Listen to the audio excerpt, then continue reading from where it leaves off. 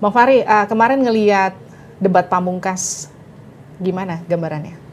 Cukup puas nggak? Saya kira sangat puas ya, dan kayaknya itu adalah penampilan terbaik Pak Prabowo juga ya, karena dia sangat tenang, dia address semua hal ya. Dan saya lihat itu pidato penutupnya itu pamungkas gitu. Jadi ada 3 bagian dari pidatonya. Itu pertama, minta maaf. Kedua, berterima kasih kepada yang berjasa, para pemimpin Indonesia. Dan yang ketiga, dia janji akan mempersatukan bangsa, yang suka tidak suka, yang tidak percaya nggak apa-apa. Tapi saya mau menyelesaikan masalah-masalah bangsa, kemiskinan, korupsi dan sebagainya. Jadi saya kira itu padat ya, dan keluar dari hati menurut saya sih ya.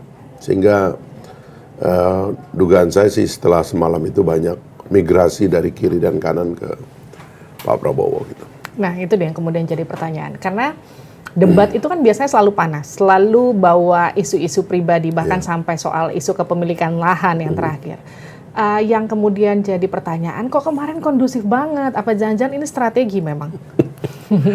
Tapi sebenarnya sih memang harus jujur diakui bahwa dalam cara kita mengatur kontestasi pemilu ya, sebenarnya kita tidak terlalu mengatur bahwa ada konten yang akan secara permanen kita persoalkan.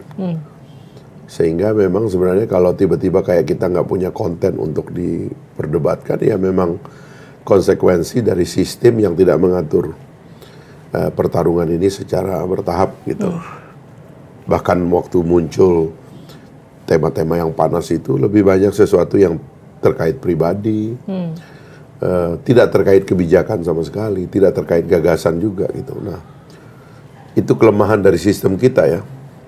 Itulah sebabnya kadang-kadang kita berpikir lalu buat apa pertarungan ini terlalu dibikin tajam gitu. Saya kira message itulah yang ingin ditangkap juga oleh publik, bahwa ya terus elit kayak begini nih kan bertarungnya juga nggak serius kan gitu kan, misalnya terus nanti bilang ya udah terus ngapain lama-lama, terus ngapain ini dibikin rumit gitu loh. Jadi ada yang begitu di masyarakat kita. Karena kemudian masyarakatnya juga ada yang beranggapan nonton debat ini kayak nonton kerja sama kelompok, karena yang satu bilang programnya A, saya setuju. Saya tambahkan, jadi terkesan nggak debat. Nah itu yang saya dari dulu saya persoalkan kan.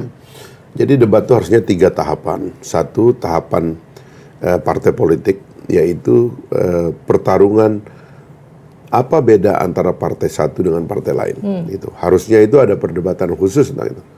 That's why kita membuat partai yang begitu banyak.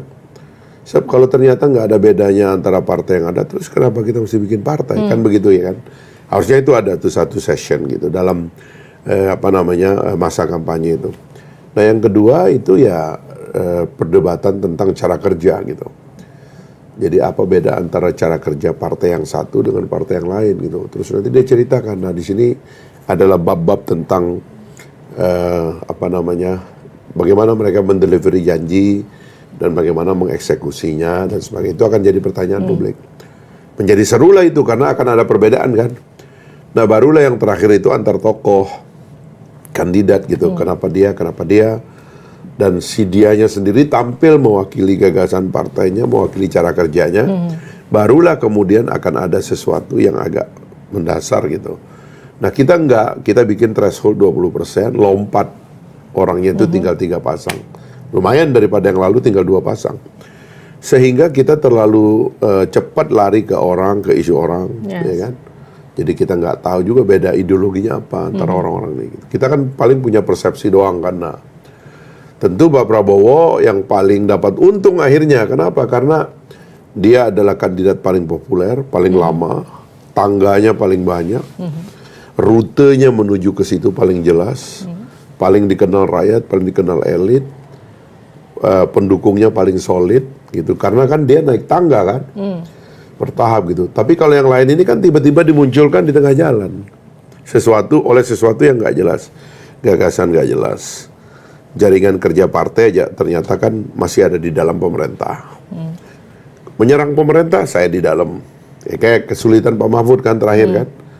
Nyerang dia nyerang bidang Polkam yang dia pimpin. Akhirnya kan bingung dan akhirnya mundur. Tapi udah telat.